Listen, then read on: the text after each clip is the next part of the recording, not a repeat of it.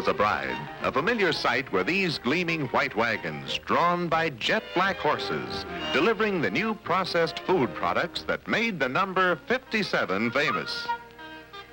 Fascinating is the story of these famed draft horses, for which buyers scoured the country.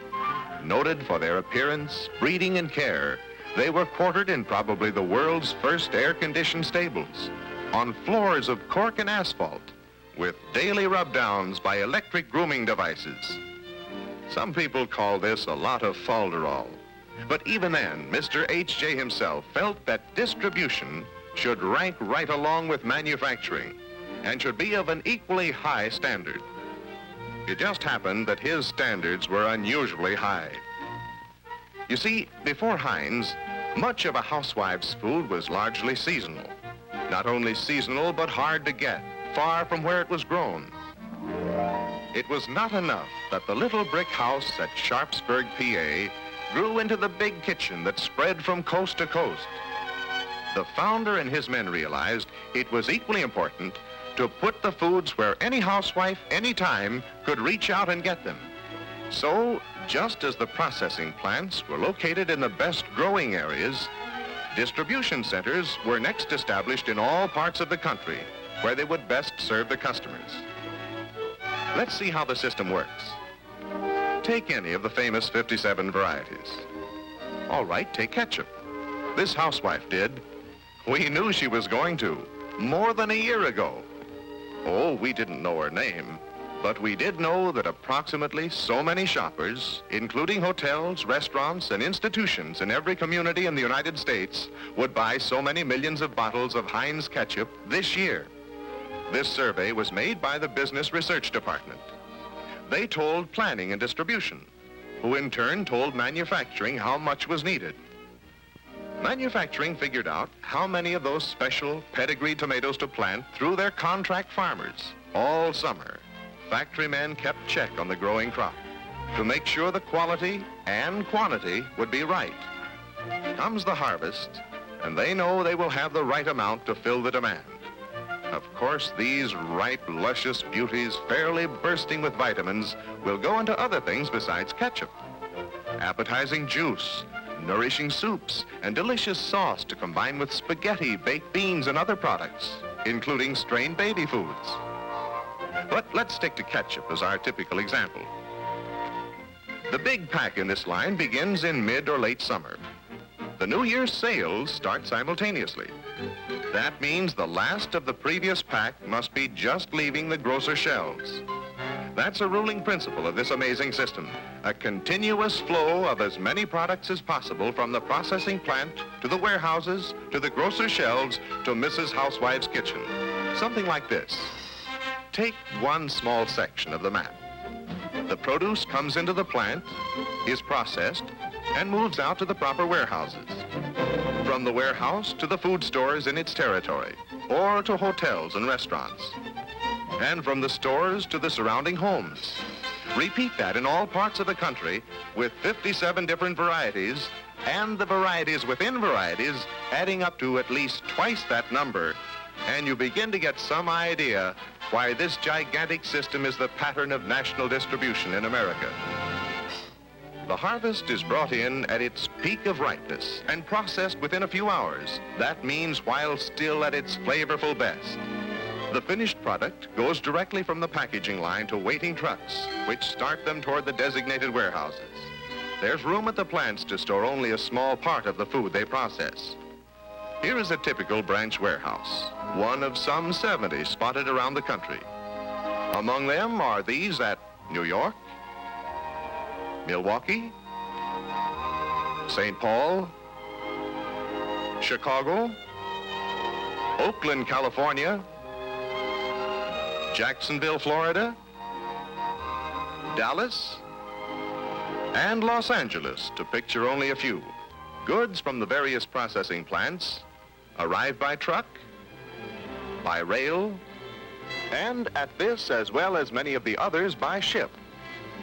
And here comes a load of our ketchup we saw leaving the bottling line such a short time ago. Though completely modern and commodious, you can see that here again there is room only for goods in transit.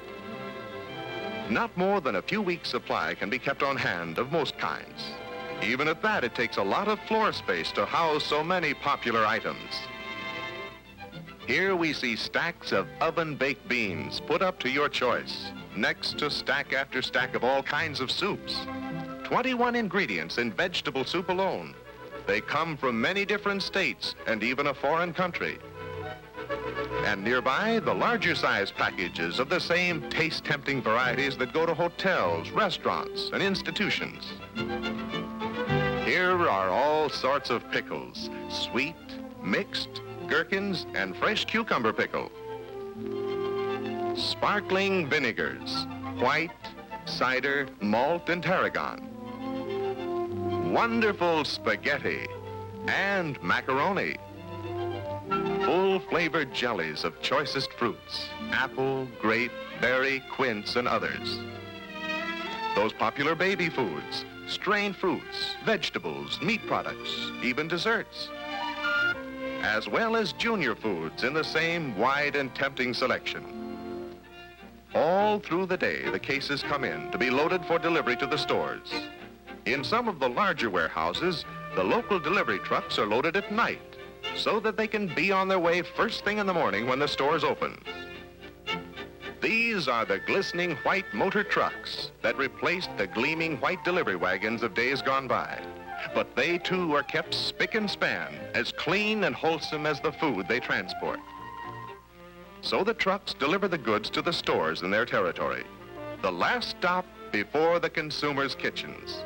To make it easy for Mrs. Housewife to reach out and pick any of these cans, jars, or bottles of nourishing, mouth-watering foods, a specially trained company representative is also on hand regularly to assist his friend, the grocer, as well as the restaurant operator, with his inventory and display.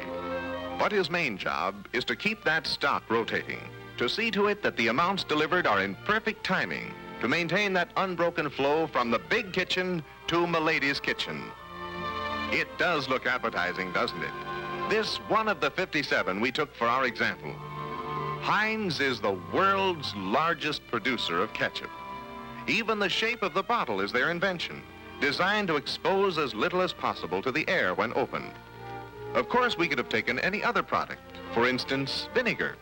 We could just as easily have traced its flow from the arrival at the plant of these mountains of lush, golden, russet, and flame-red apples, the movement of their tangy juice to and from the vinegar house in specially constructed wooden tank cars, till it too can be bottled, boxed, and delivered here, clear, sparkling, and aromatic, and uniform.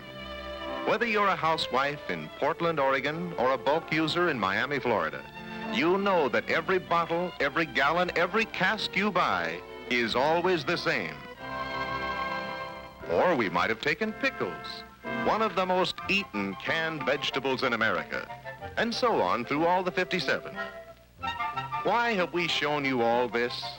Because we hope the next time you see any of these products of which we are so proud, that they will rouse in you a mental picture or two. Well, 3 if that's all right with you.